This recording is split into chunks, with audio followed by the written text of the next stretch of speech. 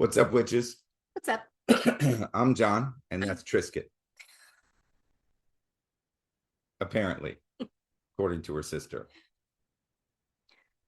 And this is Getting Witchy. So, the last 6 cards, we decided instead of doing 4 and 2, so we're splitting it, and it's 3 and 3. But interestingly, these next 3 cards, there is as much information on those 3 as there were with 4. Right. Because the very first card that we're going to be talking about is one that we have mentioned a couple times. Wow, I don't know why I just sounded like David Childress right there. Toins. And if you know Ancient Aliens, you know who David Childress is. But anyway, we've mentioned the Tower. So whether it's, and we'll get into that in a minute. So the number of this card is 16. The element is fire. I mean, the tower is on fire. So anyway, the planet is Mars, which also makes, isn't that a bolt of lightning coming down? Yes. So yeah, it makes the Mars is the god of war. Yes. The zodiac sign, interestingly though, the zodiac sign is Aries and Scorpio. Yes. Well, I mean, Aries are hot-headed. Yeah. Okay. Scorpio, like, True. they'll sting you They got that stinger. They got the stinger, and they got the freaking the claws. Pincers. Yep. The pinchers. Yeah. In numerology, 1 plus 6 equals 7, which is associated to or connected to the chariot, referencing the relationship between control and change. Yes. Again, I wish I could explain more on numerology, and it's a fascinating. Well, and we are going to do a series on numerology a little bit later. And I can learn something then. The Hebrew letter associated with this card is Peh. It's basically capital P, lowercase e. The primary principle is destruction. Go figure. Yeah. Now the card's description. It's a tall stone tower, a tall stone tower is being struck by lightning, knocking the crown from its position on top, the roof, basically. 2 terrified figures leap from the flaming building. Golden drops fall from a black sky. The symbolism in the card is the lightning. The jagged form looks like a W, which can stand for we, or W-E. No, we. Instead of I, it's we. Because there's more than one person falling from the tower. Gotcha. Okay. The flames are the flames of passion. Negative connotations include destruction, capriciousness. Wow, I did good with that word, didn't I? That was a multisyllabic word. I have had such a hard time with some of them, though. Untamed aggression, positive connotations include being inflamed with enthusiasm. Oh, so you're manic. I mean, anyway, willingness to help and devote oneself. The divine flame in mankind, I would add to that. The crown being toppled over, the loss of control, an opening that you may or may not be aware is necessary or wanted. Both protest and contest fall into insignificance. Both protest and contest fall. Do you have other insight on that? I actually do not. Okay. Sorry guys. I mean, we're learning with you. Well, I think when I actually wrote this, it made sense, and now it doesn't make makes sense. But then again, I was tired. It was 2 a.m. and yeah, we have weird work schedule. It's been a weird week. Well, it's always a weird week. Well, But the past couple weeks have been especially weird, though, especially last night. The loss of the crown could also mean a weak personality. The positive connotations include a loss of self-importance. So, like, you no longer see yourself the as ego. important. You've Yes, lost you've the lost ego. the ego. That would be fucking Yes. awesome. Every time I think I've made some progress on that, I'd something to nope, no, you haven't. The tower, positive. It's a symbol of strength, and obviously it doesn't say this in the description, but it's also, it could be construed as a phallic. Yes. Okay, but a symbol of strength as a mason tower. Positive protection. It's a watchtower, providing a wide view as well as height. Again, power and security. On the negative side, it's an ivory tower. And for anybody that is not familiar with that term, basically it's brittle. It can fall apart easily. Yes, and it's usually built on isolation. Arrogance, again, isolation, encapsulation, a life of confinement, the explosion, which is creates the fire and the toppling of the crown. On one hand, it looks like the tower has been struck by lightning, but the tower with the flashes and the flames. God dang it. Where'd it go? Oh, there it is. Sorry, guys. And the flames can, I'm using a wireless mouse and I think the batteries are dying. Yeah.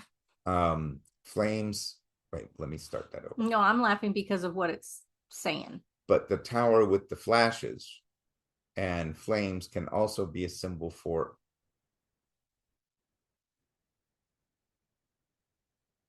Are you serious? Yep. That's what it said. For orgasm. That would be a good short right there. That, like, that whole part of it, you know, me screwing it up and then, yeah. The epitome of the greatest human energies in sex and in all walks of life. Drop the drops of gold. Please don't let it be. No, it's not. Don't worry. Okay. Okay. Okay. That might be another short right there.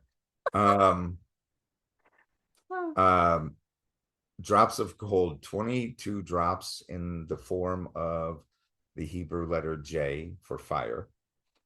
Could be golden drops of grace or a destructive firestorm. The black sky, negative meanings include loss of the horizon and orientation. Positive meanings include a light in the darkness, strength for a new beginning, or the path into the unknown to illuminate the night. The way star, the two figures could be, I'm reading this wrong. I'm sorry, guys. No, it's okay. But to me, the black sky, see, a positive for me is that black is always denoted as evil. Mm-hmm. Or many times by the uninitiated. Or those who uneducated. Or those who just don't agree with us. True. But black is a very protective color. Its energy is protective. So I think it's pretty cool that it's got that black background. Right. And as instead of the ritzy unicorn bright blue sky with right, you know, puffy clouds. Now, as for the two figures on the card, we don't see the moment that they leave the tower. Okay. So we don't know whether they're falling or whether they're flying. Like, because if you go parachuting or skydiving, love it. done it twice. Or base jumping, like you are Bungee falling, jumping. but you know, at first you're falling, but then something happens and you're flying. So Right. we don't know what exactly they're doing. We just know they're not in the tower. So if you see the card this way in your Upright. reading, yes, upright. The keywords associated with it are upheaval and a sudden change. Should you find it this way or upside down, reversed in your reading, the keywords associated are hanging on or fear of letting go. I could see that all four of them being upright. Yes. All four of those meanings being upright. I could too. And the way, and I've mentioned this before, the way it was explained to me when I asked somebody that had been into this a bit, a lot longer than me, like, so it's not necessarily a good thing having it upright because it's a burning tower. You're falling from the tower. Right. And the person was like, yes, that's correct. I said, but if it's upside down, you're still falling and the tower's still on fire, except you're falling into the fire. And yes, that is Yes. a way to look. So it's the same, which is why like all four of those meanings kind of fit with just being upright. Right. And that's one of the reasons why when it comes to whether or not you read reversed or not, like it's whatever sometimes feel it best. doesn't matter. Yeah. Sometimes it really doesn't matter. The tower's still on fire, you're still falling, or you've jumped, still lost from the crown. tower, you still lost the crown, still being struck by lightning. Yes. The only good thing in it to me in that card, I mean, not the only good thing, because it doesn't mean doom and destruction. It right. just means like it's a change, a transformation. You've lost your ego. Like you're no longer thinking you're the most important thing in the world.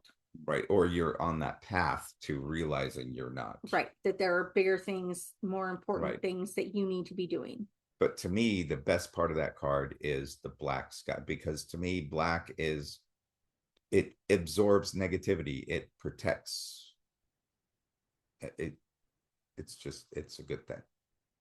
And I like that on that card in particular. So anyway, next one. Next up, we have the star, card number 17. The element associated with this is air. Oh, sorry, you guys can't see that really. Which is an interesting, I mean, I get it, it's in the sky, but she's pouring water. Well, she's pouring water, but air, I mean, it's a star is fire. True. A star is like plasma burning off. True. The planet associated with this card is Uranus. The zodiac sign is Aquarius. She is pouring water, after all. The numerology associated 1 + 7 = 8. So she is connected to the strength card.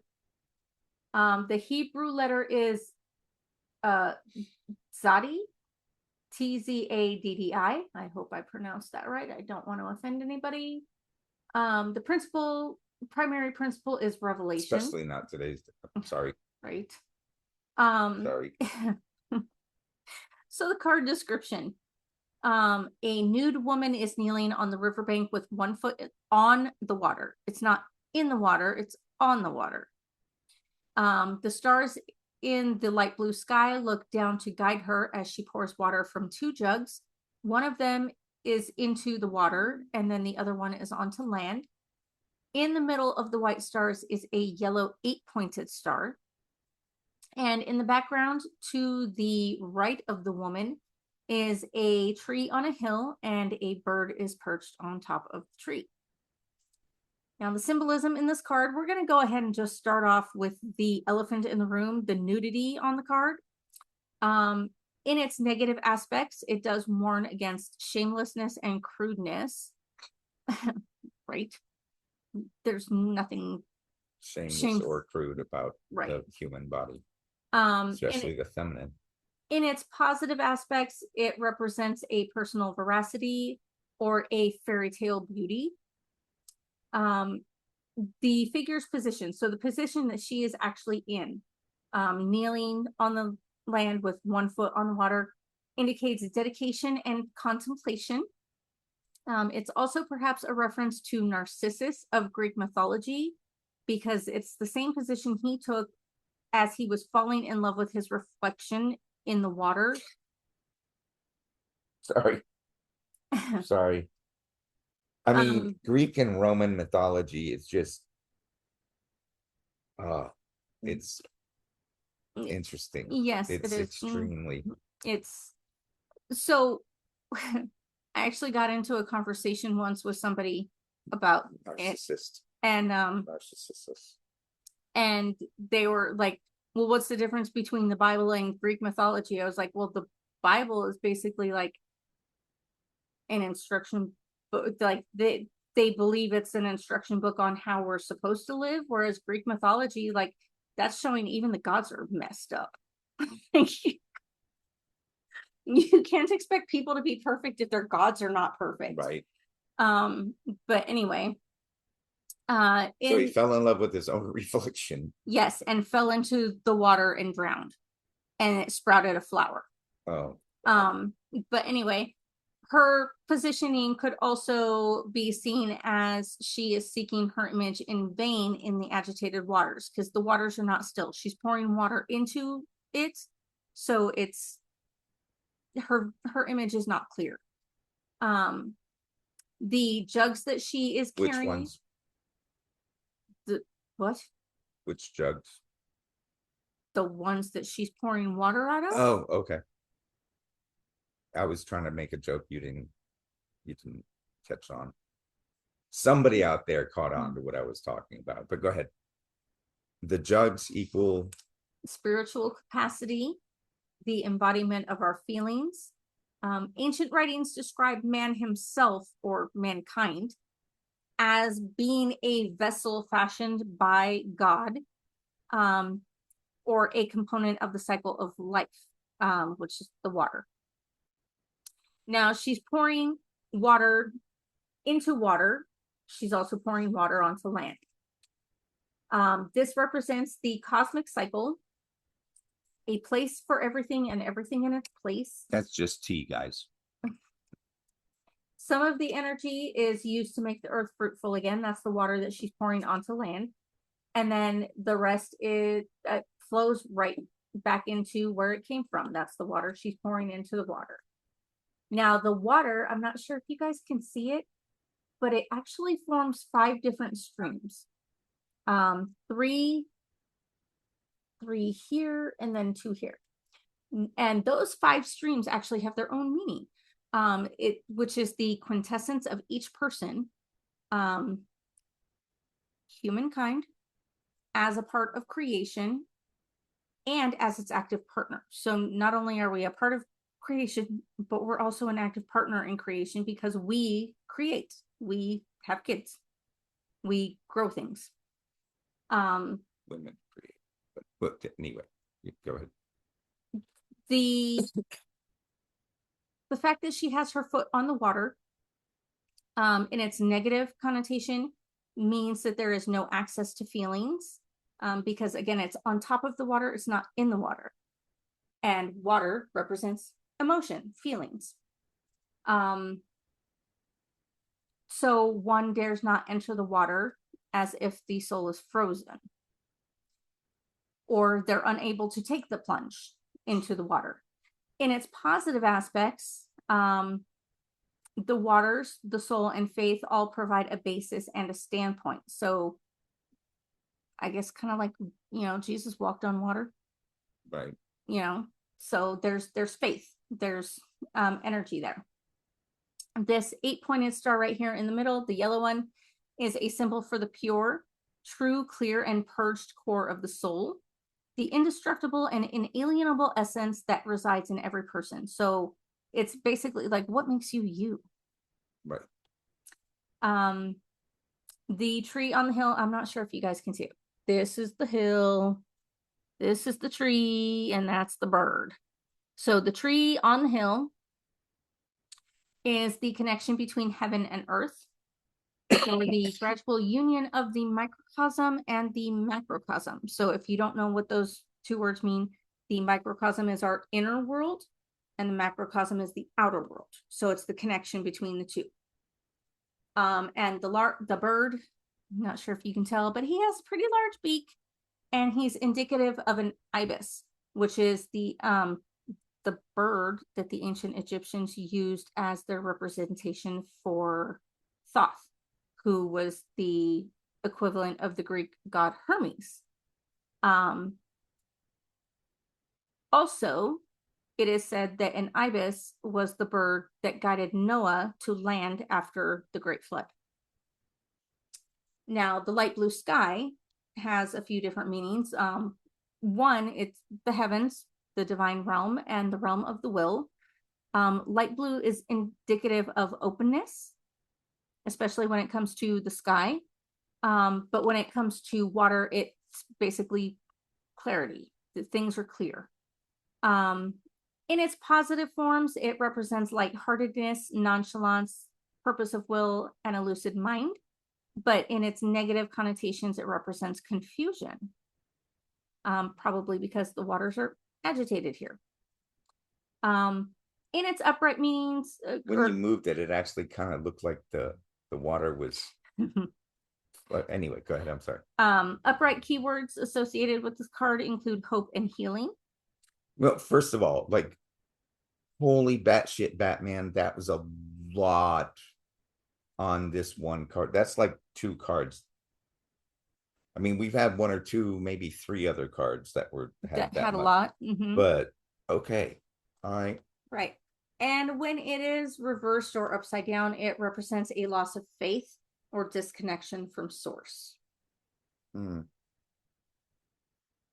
So, well, yeah, I could see that because that's not. Never mind. I was looking for the picture, and the picture's not there. So, but yeah, I mean, the source. Shut up. So, I mean, the source can be considered the water, because without water we can't survive. We must have it, which can be, as it mentioned, symbolizes spiritualism or of the spirit, feeding the earth. And anyway, okay.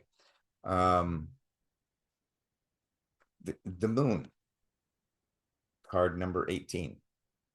The element of water, which makes sense since it has such a huge effect on our tidal patterns and women's menstrual cycles, and which yes, are basically and hunting seasons and plantings. Like, the ancient ones used the moon and the cycles of the moon to determine when they would plant this, when they would plant that, when this is a good time we can start hunting for. They didn't call them elk, but you know, so okay. The zodiac sign, did I say? No, I did not. The planet is Neptune. The zodiac sign is Pisces. Again, that makes sense with the element being water. And numerology, it's 1 + 8. So 9 is connected to the hermit. The Hebrew letter of Qoph. I'm gonna say Qoph.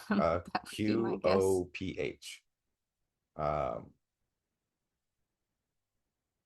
Sorry, the information that we found, the sources did not provide like an enunciation in parentheses. I guess I probably could have put it into Google or something. Anyway, but we don't. Anyway, the primary principle is psychic awareness and danger. Well, is that psychic awareness of danger, or either psychic awareness or? Actually, I think it might be both. Okay. Well, because how many times have we thought that something like when you had that dream that your mom visited, and I was like, you might want to call your mom because you were starting to have a little bit of a panic attack, and the time before that, something had happened to her. Right. So it was like, maybe you should call your mom and make sure she's okay. Right. So it could be both. Okay. Now the description is a dog and a coyote. Dog, coyote. But it's coyote. Coyote. You are anyway.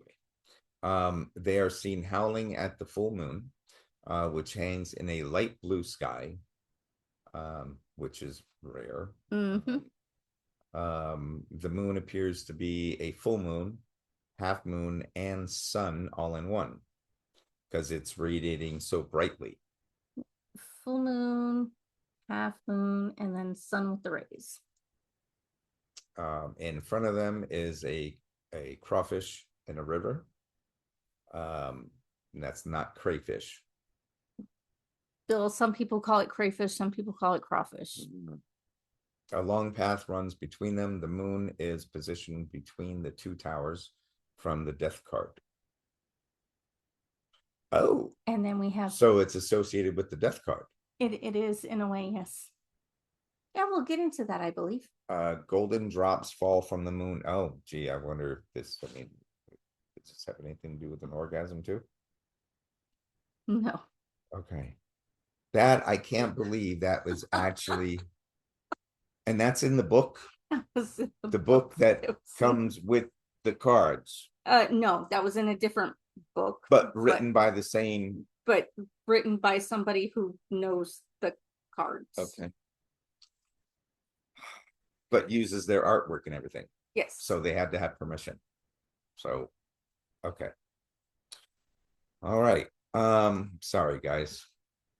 3 cards, we should have been done in like 20 minutes. But you know what? Well, anyway. Still doing it. The crawfish, age-old feelings and instincts are making themselves known. Missed a lot. What? I said dog and coyote. Dog is tamed. Coyote. Oh no, I didn't say that. All right. Do you want to take over? Okay. Okay. Symbolism. So the dog and the coyote. The dog is tamed, the coyote is wild, which are representative of ancient instincts and urges handed down through the generations that are out of their course from the source to the blue of the mountains. What? Oh my God. I'm so sorry. I was half asleep when I wrote this.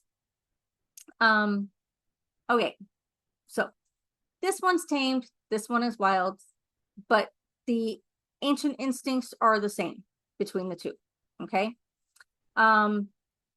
You have this crayfish, crawfish, crawdaddy, whatever you want to call it, which represents age-old feelings and instincts are making themselves known here and are calling to be dealt with and resolved before they slip away again and dive down deep and go back into hiding.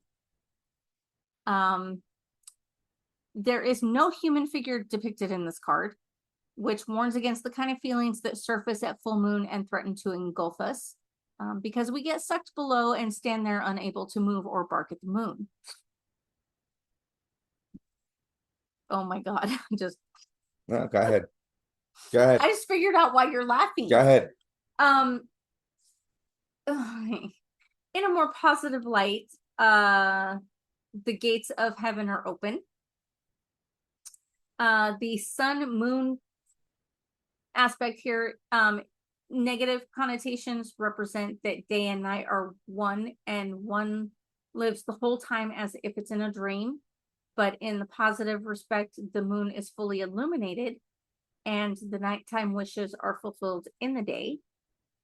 The path between these two different canines represents the path of life, the unification of the world and the otherworldly, which is a symbol of faith and great dreams that encompass a whole lifespan.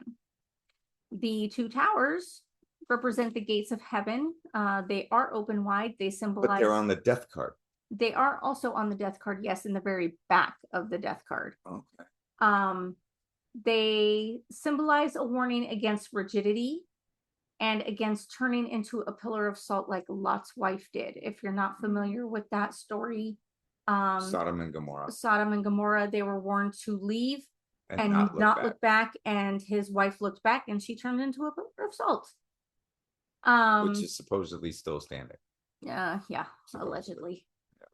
Yeah. The light blue sky, when it refers to the sky, it means that there is openness. When it refers to water, the color of light blue represents clarity, or that things are clear. Positive aspects include lightheartedness, nonchalance, and a purpose of will in the lucid mind. Negative aspects represent confusion. So there are some drops of gold. There are 15 of them on this card. They characterize a glittering fluid, the transition between heaven and earth, the watering souls, the glowworms. Did y'all ever have a glowworm when you were kids? Because I did. I had glow baby. But anyway, or the divine spark. What I used to sing a song with her. No, Can you say glow baby, glow baby? Please do not. But anyway, there's another short. Upright. Upright keywords include dreams and illusions. When this card is reversed or upside down, the keywords associated are bypassing difficulties or refusing to acknowledge the truth. So bypassing difficulties is not necessarily negative, though. Well, no, but it's a reversed. It's so reverse doesn't necessarily mean negative. When you're an hourly manager or a salary manager, you've got to think of ways to bypass difficulties. Yes, but reverse does not necessarily mean negative. It just means opposite. Yes, well, everybody already knows I don't follow that. Anyway. So that's what we have for you today. Hope you enjoyed it. It was fun for us. Yes. And before we sign off, I do want to do a couple shout outs. One is to Moon Lover Grammy 83. She got herself entered into our tarot giveaway. Go girl. And then Anthony the Poet 369 from YouTube. What's up, dude?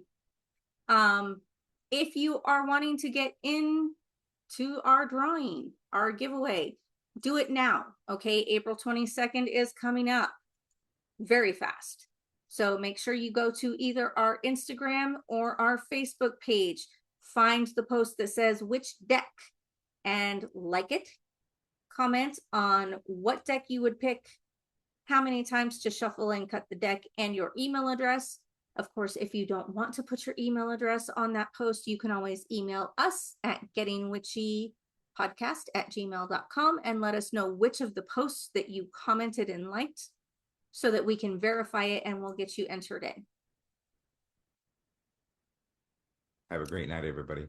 Peace out, witches. Peace out. Take care of yourselves. Take care of each other. We love you.